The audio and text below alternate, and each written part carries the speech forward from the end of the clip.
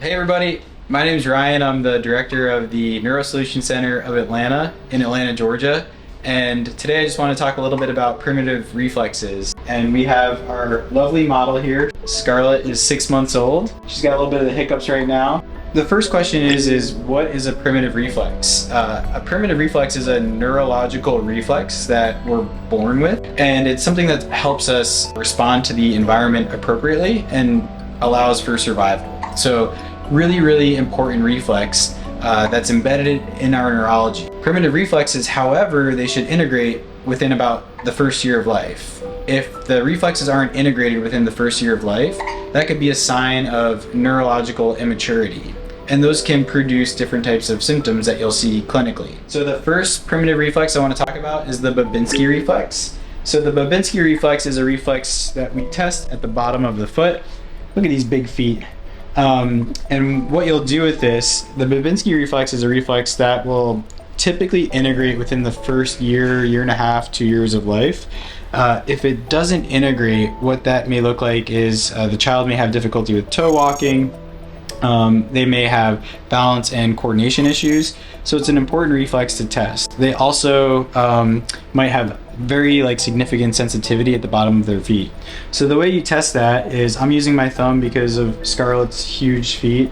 Oh no, I put her to sleep. I think I put her to sleep. So you just start at the heel and then you run slight pressure and sensory stimulation up to kind of where the middle parts of the toes are. And what you're looking for on that initial stroke is for the big toe to go up and the toes to splay. What that means is that reflex is retained. And that's what we would expect in Scarlett because she's only 6 months old. Moving up to her hands, we're gonna check the palmar reflex. So the palmar reflex is a reflex that develops in utero and it should integrate within the first few months of life. She's so cute. So typically, when you put your finger into a little baby's palm, they'll grab on. They're grasping. That's not necessarily testing the palmar, but it is one way just to kind of assess and see if that reflex is present. What you'd want to do, and it's a little bit easier in the older kiddos, is you want to have the kiddos open their hands and you'll stroke the palm of their hand with some sensory apparatus. And what you're looking for is you're looking for the hand to kind of close up. What symptoms may look like with a retained palmar reflex are things like difficulty with fine motor movements of their hands, not having good coordination of their hands.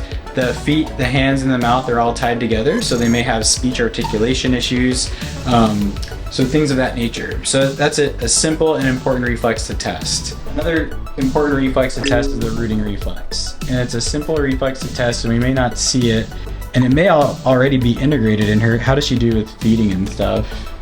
She's doing well with it. She does well? Okay. So with the rooting reflex, what you want to do is you want to lightly stroke the side of the face. What you'll typically see is head turning or the mouth opening towards that side. So it's almost like they're receiving the food, right? What that means is that reflex is still retained, but if the child's older than a few months of life, especially past a year, what that means is that the reflex is retained, and we have to perform sensory exercises to reintegrate those neurological pathways.